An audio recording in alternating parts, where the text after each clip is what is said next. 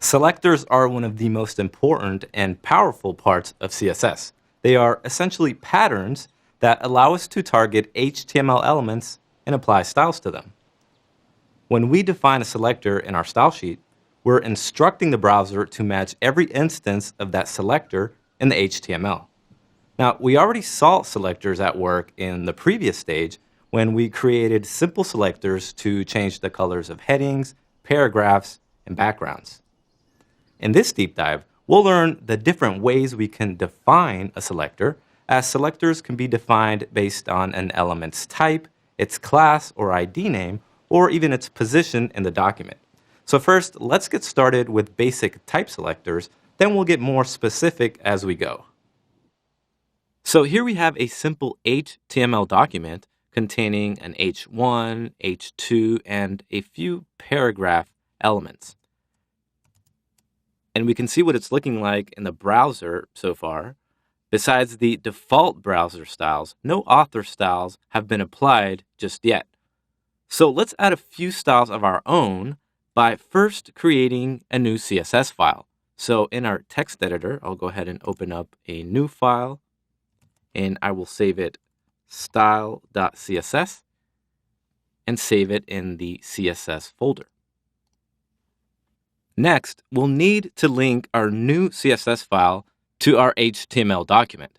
So over in our index.html file, under the title tag, I will add link rel equals style sheet, followed by href, and inside I will add the path to the new style sheet.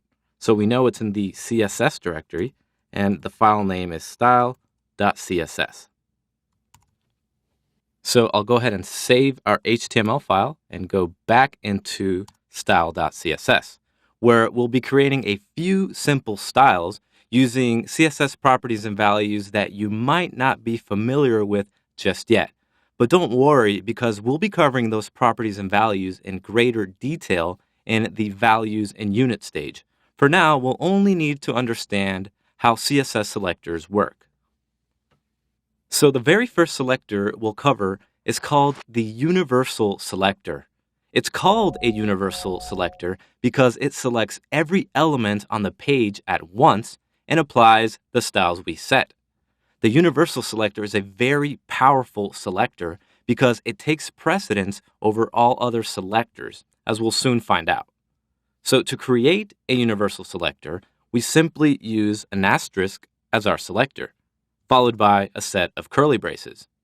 Inside these curly braces is where we write the properties and values we'd like to apply universally to our page. So for example, I will start with a margin property and a value of 0, and I will follow that with a padding property where I'll also give it the value 0, and a color property with the value red. Now, in the previous stage, we learned that browsers have a built-in style sheet called the user agent style sheet that by default applies padding and margins to the body, headings, list, paragraphs, and other elements on the page. By setting the margin and padding to 0, we're telling the browser to remove all margins and padding from every element on the page, then change their font color from the default black to red. So let's go ahead and save this file and take a look at it in the browser. When I refresh the browser, we can see how all the padding and margins have been removed from all heading and paragraph elements on the page, and the font color is now red. Now, because this is a very powerful selector, we'll need to be careful how we use it. For example, inheritance in CSS values will not work when we use the universal selector. So we lose that inheritance from parent elements we discussed in the previous stage, because the universal selector trumps any form of inherited styles. Now, because of that, we'll need to write a lot of extra CSS for child elements. So for now, we'll go ahead and remove this universal selector rule from our style sheet. But in a later video, we'll go over the ways this selector can be useful. So next up, we'll talk about type selectors. A type selector is what we use to select an element type on the page. They're also called element selectors because we only use the element's HTML tags as the selector. So we can use any of the HTML or HTML5 tags as selectors in our CSS. So for example, if we want to add a background color and padding to our page, in our CSS file, we can simply select the body element by typing body, followed by a set of curly braces. Again, inside the curly braces, we can then declare the background color property, and we'll go ahead and give it a color value of light blue. Below that, I will add a padding property with a value of 40 pixels.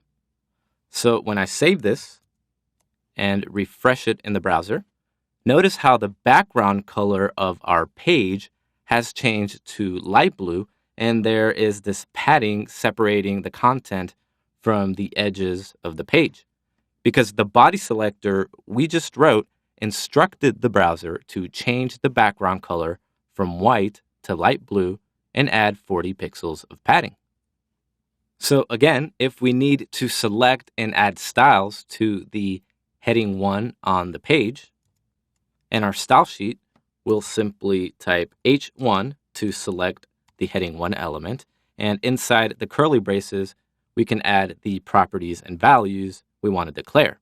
So this time I will give it a color property, and the color value will be a darker shade of blue.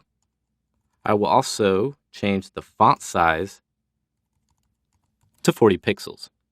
So when I save this and refresh the browser, we can see how our heading 1 has turned blue and the font size has increased to 40 pixels. Next, we'll use another type selector to target the H2 in our page. So back in our style.css file, we'll type H2 to select the H2 element, and inside the curly braces, we will add a color property, and this time we'll make the color value a light shade of red. So when we save this and review it in the browser, there we see our heading 2 turn red. Now, let's say we want to select and style every paragraph on the page. Well, we can easily accomplish that with a type selector. So in our style.css file, we'll simply type P to select every paragraph. And we will give it a color property with the value white, followed by 10 pixels of padding. And we will add a background color, and the value will be blue. Again, don't worry if you don't understand some of these properties just yet, because we'll be covering them in the next few stages.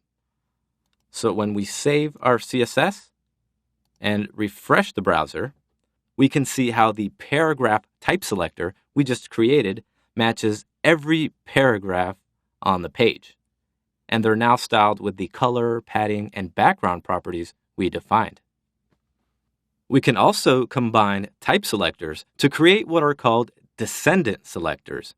A descendant selector selects an element that is a descendant of another element. So, for example, in our HTML file, we can see this span element nested inside the H1.